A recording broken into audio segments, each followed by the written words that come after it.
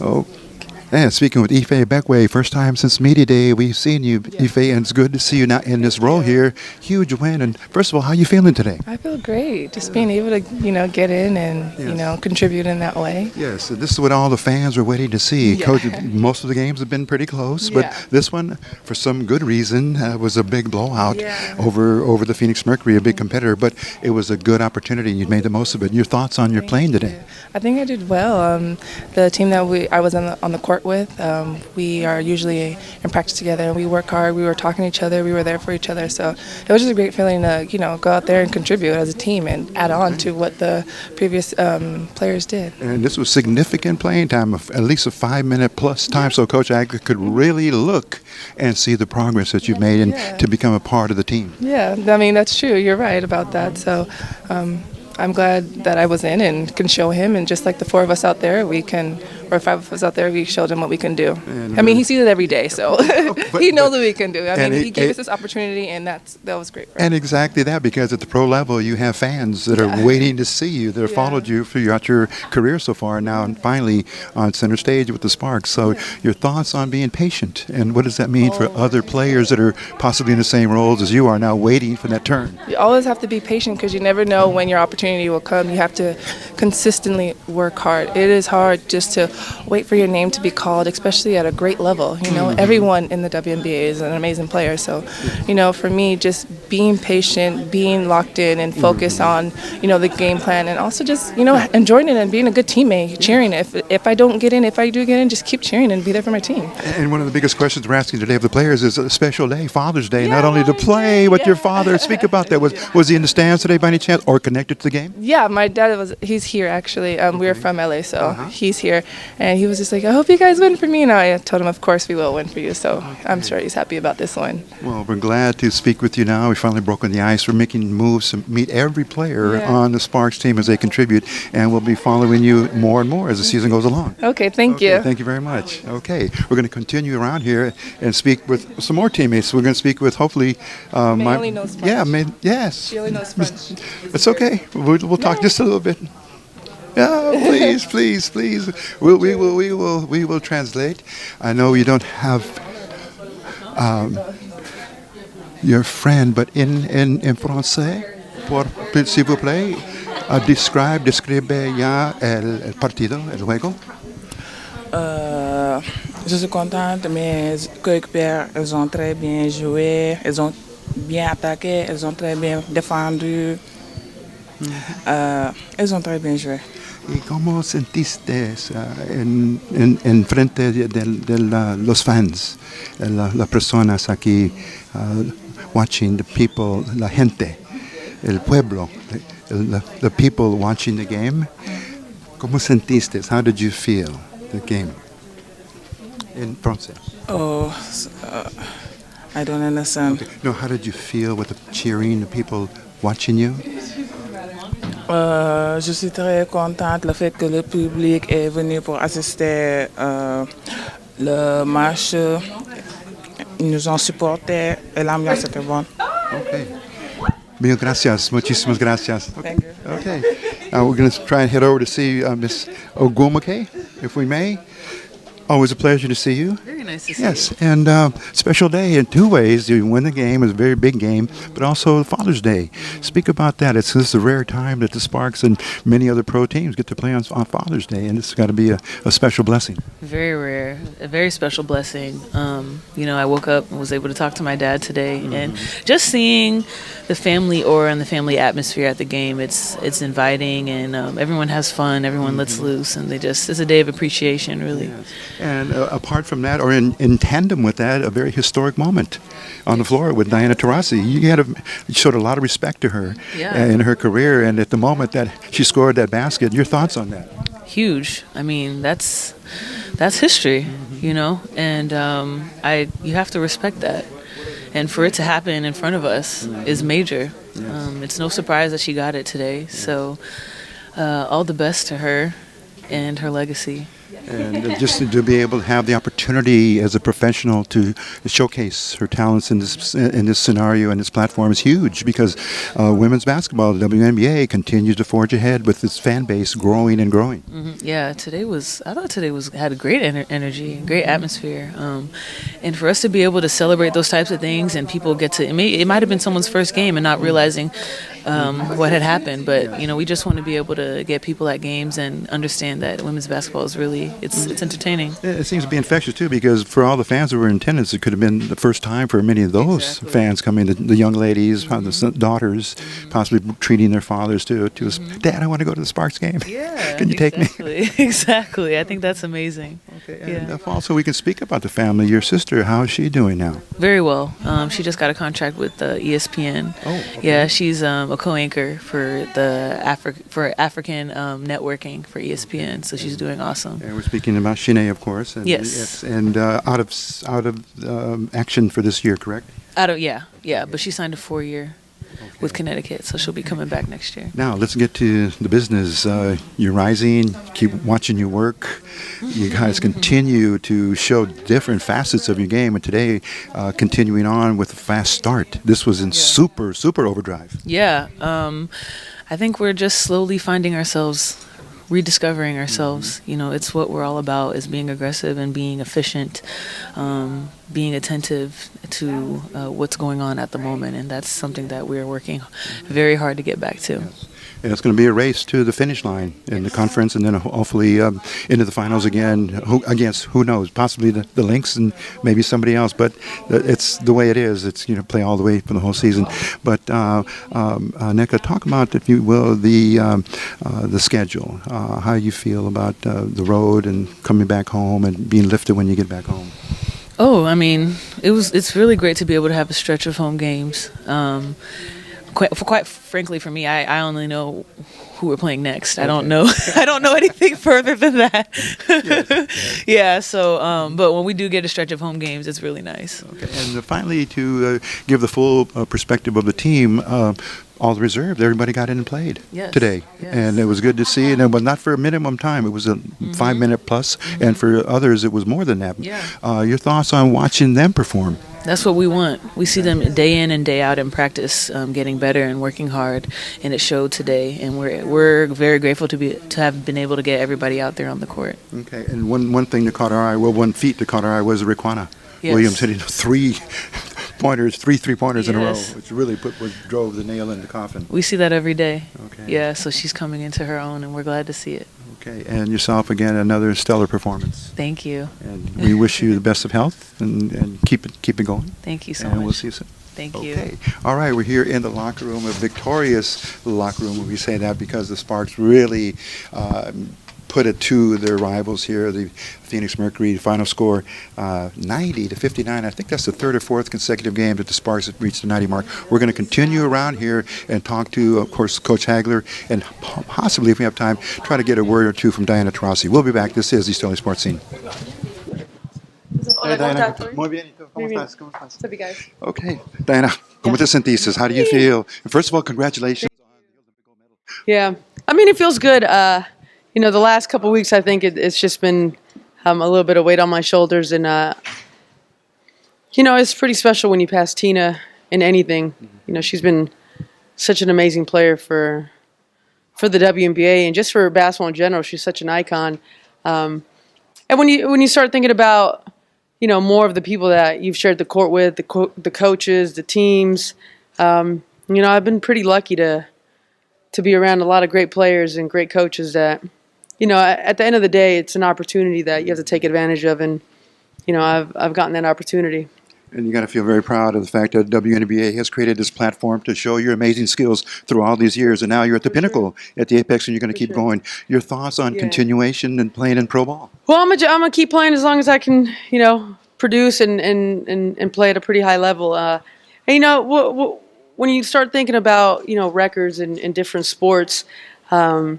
There's certain numbers that create a lot of attention, and I hope, the next time this record gets broken, which it will, it'll be a bigger deal. And I think that'll be cool to sit back and watch the next person break it. Finalmente, unas palabras para Yeah. las chicas que están jugando básquetbol Claro. y aprecian ya tu talento. Y para jugar al baloncesto tenés que tener mucha pasión, tenés que trabajar todos los días y te tenés que tener un gusto del baloncesto y el deporte y a veces las cosas buenas te pasan y yo tengo mucha suerte de estar con mi familia acá, con mucha gente que me ayudó desde chiquita y la verdad que tengo mucho orgullo de hacer esto por ellos. Y finalmente, hablando ya del sacrificio tuyo personalmente. Y sí, hay mucho. Cuando tenés que poner toda tu pasión y energía a una cosa, hay varias situaciones que no puedes dar todo en otros lados. Entonces, con la familia que tengo, la verdad que siempre me puso el apoyo y el amor y me ayudó mucho. Mil gracias. Gracias. Diana. You Solamente realize, español hablo. you know how much Spanish I know? ¿Poquito? That much. Come on, man, we in LA. Habla español. LA. Oh, la español, okay. Do you realize you could have done this a year earlier? Except for the year you said. Yeah. You know, actually, someone told me that the other day. Like, you're a year behind, actually. But it was cool. You know, obviously, when you're getting spanked by 30, you really don't have that great a feeling. But now, you know, an hour later, it's just cool. You know, there's just been so many great players in this league, and you know, that's what we want to get to. We want to, you know, create history every time. You know, this league puts out the best basketball players in the world, and like I said, I've been lucky. I've been really lucky to be in one team for my whole career, to have coaches really have confidence in me and to let me play, you know, the way I know how to play. That's not the easiest thing. And I've had great teammates. I've had unselfish teammates that always, you know, put a lot of love and effort into what I do. And, you know, I've always tried to, you know, do the same for them. How meaningful is it to do it right down the road from Chino? That's huge. I mean, I used to come to this arena all the time. I used to go to the Great Western Forum, you know, Cal State Dominguez Hills. You know, I played a lot of basketball in the streets of Los Angeles, Inland Valley, Riverside. You know, it's really where I fell in love with the game and practiced and grinded it out every day when, you know, there weren't any cameras and, you know, you just did it because you wanted to win and you wanted to play basketball. The platform that you have, what message do you have for the next generation of WNBA stars? Coach. Thanks, Coach. No. You know, I've always said have fun doing it. You know, the game of basketball is supposed to be something that you do with a lot of joy and a lot of love, and that's when you know, get to a point whether, you know, it's breaking the WNBA record or just becoming, you know, better at dribbling. I think, you know, those little things in basketball are satisfying, and, you know, when you're young and you're little, that's what you should be focusing on, not the big picture, but, you know, can I be a good teammate? Can I get a little bit better at shooting today? And if you know, go on that process, then, you know, one day hopefully you can play too. As a little girl, did you ever imagine this moment? No, I really didn't. I was so just involved with basketball that all the outside things really just didn't matter to me. I just wanted to play. That's all. I mean, you ask my mom, my dad, I would just want to play basketball. That's it. Nothing else. Play basketball every day. And, you know, I'm 35 now and doing the same thing I was doing when I was 5 years old. So I consider myself pretty lucky.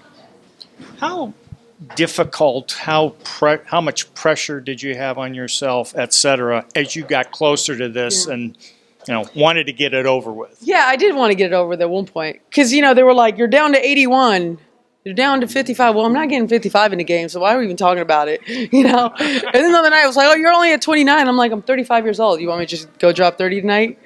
So, obviously, I would have liked it to come in a win, but I think it's good for our team to, like you say, kind of get over it, appreciate the moment. Because as you get older, you start appreciating every little moment because, you know, it could not be there the next year, you know, even the next week sometimes. So I'm just, you know, grateful and really thankful for the opportunity. Diana, one other facet of your game that is not undermentioned, is closely followed by your adoring fans, but the Olympic team. Right. Speak about that, because we saw you last year on the tour when you came through LA preparing for, of course, the Olympic Games in Rio. But that has really helped your game as well, because you were able to play with the best of our best. Oh, I mean, that Olympic team, I think you ask anyone, and that's the biggest honor. When you put that USA jersey on and you have to represent your country, going overseas, whether it's, you know, in Athens, China, London, and Rio in this past one, that's a lot of responsibility because that's a lot of greats that put on that jersey, men and women. And I've always taken that really serious, that when you step on the court with that USA jersey, only the best, only the best.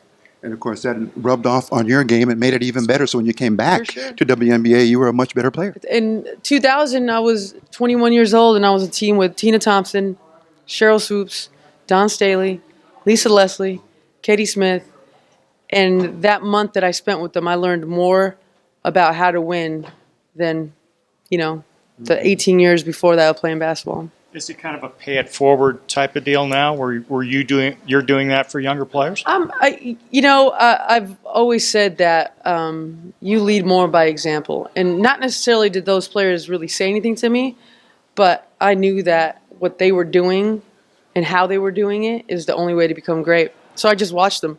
I watched everything they did. The minute they walked into the locker, I watched them. The minute they walked into the bus, I watched them. Lastly, Diana, for us, Dia de los Padres. Yeah. Muy importante. Talk Yeah. about how you felt in English and Spanish, Yeah. how your dad and your family were here, Yeah. and you were just honoring them as well. Yeah, I mean, it's huge. It's been now that I, kind of thinking about it, to be here in LA, to have my family up there, especially my dad on Father's Day, someone that I've just had so much respect for and love, and he's always been so supportive of, really my career and everything. And, I get my grind and my hard work from him. He came over here as an immigrant 35 years ago. And, to this day, I owe him a lot. You talk about the Olympics. Is Tokyo a realistic possibility? Or? Yeah, it's something that obviously I would love to do. And, we have a couple training camps coming up. And, that's something, when you play on the national team, you have to be at the top of your game. And, being 35 and looking down the road 4 years, it might be a possibility. I'll have to think about that a little bit more and get together with USA Basketball and see, what direction they want to go to. Diana. You had the Black Mamba in the crowd tonight. Man. Any texts or any advice before the game or anything Man, like that? I'm telling you, that's the one guy that I just admire so much. He got to LA in '96, and that's when I really started loving basketball, when I was a freshman in high school. And to follow his whole career, there's no one like Kobe. There's no one that wanted to win as bad as he did. No one wanted to get as better as he did. And I always say, if there's one person that kids should look at and really study, it's Kobe. Diana, talk about the cross promotion with the NBA. Yeah. Huge. Yeah, yeah. It's significant. Your thoughts on seeing Yeah. all of the NBA superstars Yeah. promoting and talking Right. more in depth about the Right. WNBA. It just shows, how much respect they have for us. And I think that crossover, started really, with being with them at the Olympics and, seeing and talking about things about basketball and life. And, there's always been great synergy between us and the NBA. A lot of these players we played with in college went to the same schools as them. So we've always had their respect. So, this is just shedding a little bit more light on it. But, we have tremendous respect for them, too. Thank you, guys. Thank you very much. Muchas Congratulations. gracias. Thank you. Yeah. We started off together for the second draft. Before that together, what is it like going up against and having to challenge each other to win? We know each other since we were 15 years old. Okay, that's going to close out our production here from Staples Center as we cover the LA Sparks destroying the Phoenix Mercury, their competitors here in the Western Conference. Currently now, the Sparks in second place, Mercury in third, but today it was all Sparks on Father's Day, a very, very special day, a rare occasion on scheduling when a lot of pro teams play on Father's Day in basketball. So right now the Sparks feeling very good with a huge win, 90-59. It was just from the opening possession, the Sparks just put it in overdrive and never looked back. And leading the path here we have for the scoring totals, Candace Parker, 17. We have Nneka Ogwumike with 18. Chelsea Gray with 12, and Raquana Williams players put in 15 points, so 4 players in double figures, and then combine that with the defense tonight, and we have a picture-perfect story of a win for the LA Sparks as they now move with their record to 8-3 for this season record now as they continue now to play road games coming up. They just finished a 3-game homestand, and now they're going to move back onto the road and come back here in early July. So for Eric Sarney, Rico Cabrera, thanks for watching this edition of East LA Sports Scene. Keep watching for more programming coming your way. We enjoy producing it, and thank you again for watching. Take care until we see each other again.